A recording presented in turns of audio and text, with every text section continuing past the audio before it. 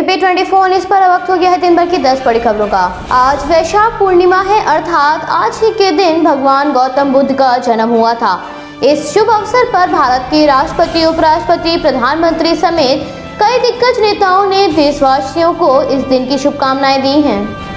भारत के राष्ट्रपति ने लोगों को इस दिन की बधाई देते हुए कहा, भगवान बुद्ध के सभी अनुयायियों को बुद्ध पूर्णिमा की शुभकामनाएं। बुद्ध की शिक्षाएं पूर्ण विश्व को पीड़ा व दुख से मुक्ति का मार्ग दर्शाती हैं। भगवान बुद्ध के ज्ञान, करुणा व सेवा के मार्ग पर चलते हुए सभी देशवासी एकजुटता और सामूहिक संकल्प के बल पर कोविड-19 से मुक्त हों। उपराष्ट्रपति ने भगवान बुद्ध को नमन करते हुए कहा, उन्होंने जीवन के 4 आर्य सत्य प्रतिपादित किए, उनके समाधान के लिए अष्टांग मार्ग दिखाया, शांतिपूर्ण समाज में सद्भाव के लिए पंचशील निश्चित किए। अपने जीवन में हम तथागत बुद्ध के दिखाए गए मार्ग का अनुसरण करें। प्रधानमंत्री ने कहा, कोरोना महामारी ने पूरी दुनिया को बदल कर रख दिया है। 100 साल में कोरोना जैसी महामारी नहीं आई। सारे देश मिलकर इससे आज लड़ रहे हैं। कोरोना से लड़ाई में वैक्सीन अहम हथियार है। पीएम मोदी ने कहा कि इस संकट के दौरान डॉक्टर जान दांव पर लगाकर सेवा कर रहे हैं। हमें भारतीय वैज्ञानिकों और डॉक्टरों पर गर्व है। गृह मंत्री ने बुद्ध पूर्णिमा की शुभकामनाएं देते हुए कहा, अहिंसा करुणा की प्रतिमूर्ति भगवान बुद्ध ने अपनी शिक्षा व उपदेशों से संपूर्ण विश्व को शांति व सामाजिक समरसता का संदेश देकर मानव जाति के कल्याण का मार्ग दिखाया। भगवान बुद्ध का जीवन हमें सदैव प्रेरित करता रहेगा। राहुल गांधी ने इस अवसर पर भगवान बुद्ध द्वारा कहे गए सुविचार को साझा करते हुए कहा, सब अंधेरी रात अज्ञानता है।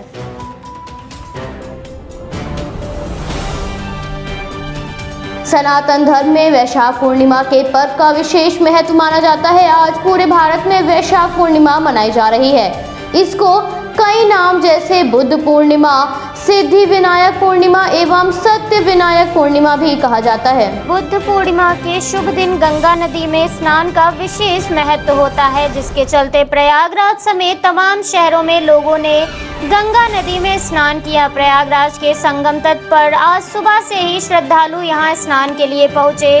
कोरोना की दूसरी लहर के बीच भी लोग मां गंगा में आस्था के चलते यहां स्नान दान करने पहुंचे। लोगों ने मां गंगा से कोरोना की इस आपदा को खत्म करने की प्रार्थना भी की। हालांकि इसके बाद भी संक्रमण का असर नजर आया, जिसमें संगम तट पर लाखों की संख्या में श्रद्धालु स्नान करने आते थे। वहीं संक्रमण के चलते बहुत ही कम लोग दिखाई दिए।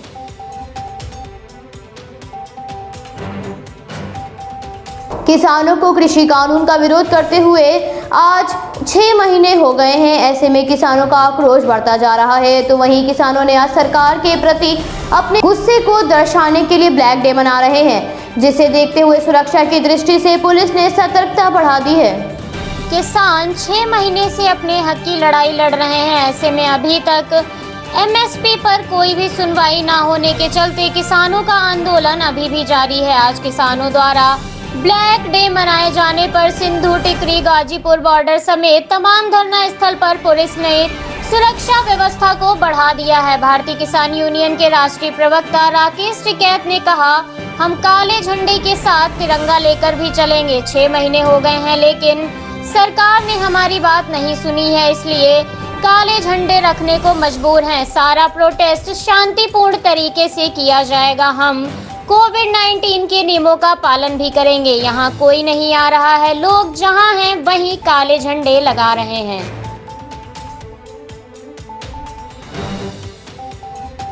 चक्रवात यास के ओडिशा से टकराने की प्रक्रिया शुरू हो गई है। इसकी वजह से कई इलाकों में तेज हवाएं और भारी बारिश दर्ज की जा रही है।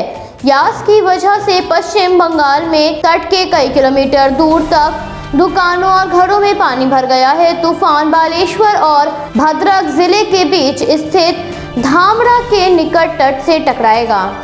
इतना ही नहीं बल्कि कई जगहों पर पेड़ों के उखड़ने की तस्वीर भी देखने को मिली है। चक्रवात यास से निपटने के लिए सेना ने युद्ध जैसी तैयारी की है। चक्रवात द्वारा उत्पन्न की जाने वाली किसी भी स्थिति से निपटने के लिए नौसेना तैयार है। ओडिशा के बालासोर के करीब पारादीप और सागर आइलैंड के बीच उत्तरी ओडिशा पश्चिम बंगाल तट के करीब से चक्रवाती तूफान यास के गुजरने की संभावना जताई गई है। चक्रवात के चलते 155 से 165 किलोमीटर प्रति घंटा की रफ्तार से हवा चलेगी, जो कि 185 किलोमीटर प्रति घंटा तक भी पहुंच सकती है। भारतीय मौसम विज्ञान विभाग ने बंगाल व ओडिशा के लिए रेड अलर्ट जारी किया है। वहीं चक्रवात के खतरे को देखते हुए बंगाल और ओडिशा में 12 लाख से अधिक लोगों को सुरक्षित स्थानों पर पहुंचाया गया है। झारखंड, तमिलनाडु, आंध्र प्रदेश और अंडमान निकोबार द्वीप में भी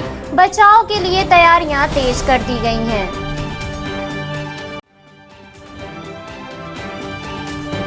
मुख्यमंत्री तीरथ सिंह रावत डीआरडीओ की ओर से IDPL मैदान में बने 500 बेड के अस्थायी कोविड अस्पताल का शुभारंभ करेंगे। इस कार्यक्रम में वीडियो कॉन्फ्रेंसिंग के माध्यम से शामिल होने के लिए रक्षा मंत्री को भी निमंत्रण दिया गया है।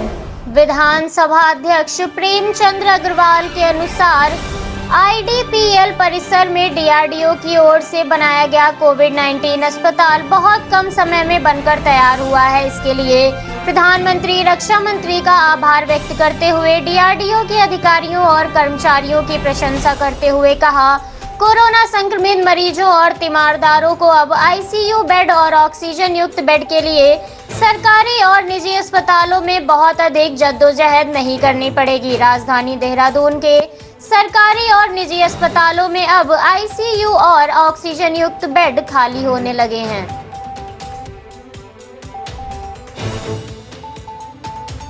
कोरोना काल के चलते स्टूडेंट्स की पढ़ाई का काफी लॉस हो रहा है। ऐसे में 12वीं की परीक्षाओं को लेकर अभी भी वार्ता चल रही है। 12वीं बोर्ड परीक्षाओं को लेकर देश के अधिकतर राज्यों ने शिक्षा मंत्रालय के दूसरे प्रस्ताव को चुना है और अपने सुझाव भेज दिए हैं।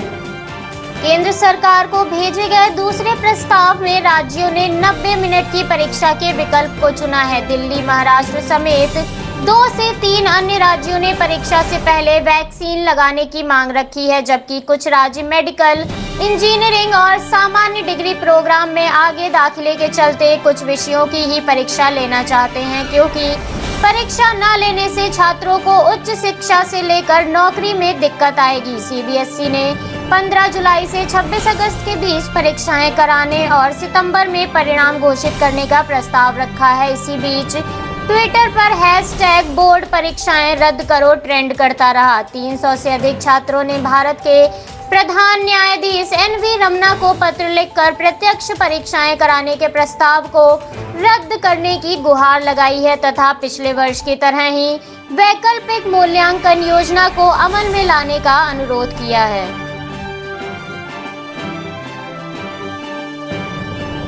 व्हाट्सएप भारत सरकार के खिलाफ दिल्ली हाई कोर्ट पहुंच गया है। व्हाट्सएप ने हाई कोर्ट में कहा, भारत सरकार आज से लागू होने वाली अपनी नई पॉलिसी पर रोक लगाए, क्योंकि इससे यूजर्स की प्राइवेसी खत्म हो जाएगी।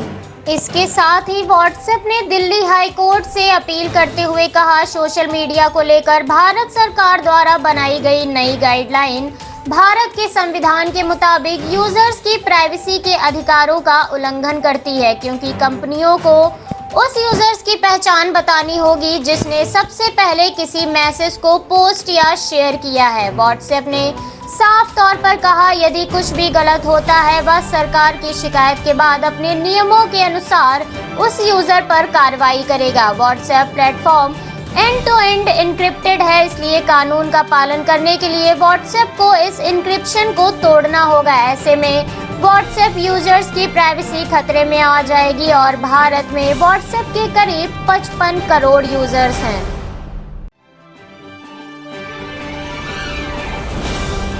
भारत में कोरोना वायरस की दूसरी लहर कमजोर होती नजर आ रही है। पिछले 24 घंटों में कोविड-19 के 2,08,921 मामले सामने आए। इसके साथ ही आज मरने वालों की संख्या में बढ़ोतरी देखी गई है। पिछले 24 घंटों में वायरस से 4,157 लोगों ने अपनी जान गंवाई है। 2,95,955 लोगों के स्वस्थ होने के साथ ही 2,43,50,816 लोगों ने इस महामारी को मात दी है।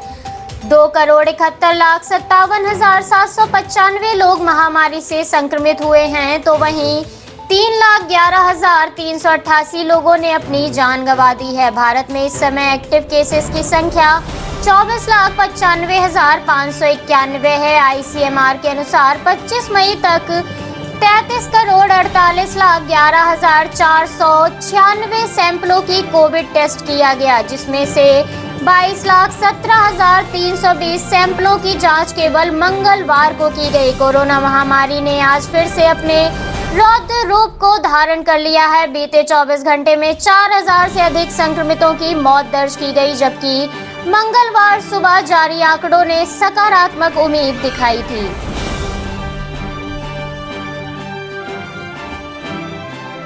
भारत में वैक्सीन की कमी को देखते हुए केंद्र सरकार को विदेश से कोरोना वैक्सीन आयात करने का सुझाव तो दिया गया है, लेकिन अमेरिका की प्रमुख वैक्सीन निर्माता कंपनियां मॉडर्ना और फाइजर भी फिलहाल भारत को वैक्सीन देने में असमर्थ हैं। इन दोनों कंपनियों ने भारत को वैक्सीन देने में असमर्थता दिखाई है।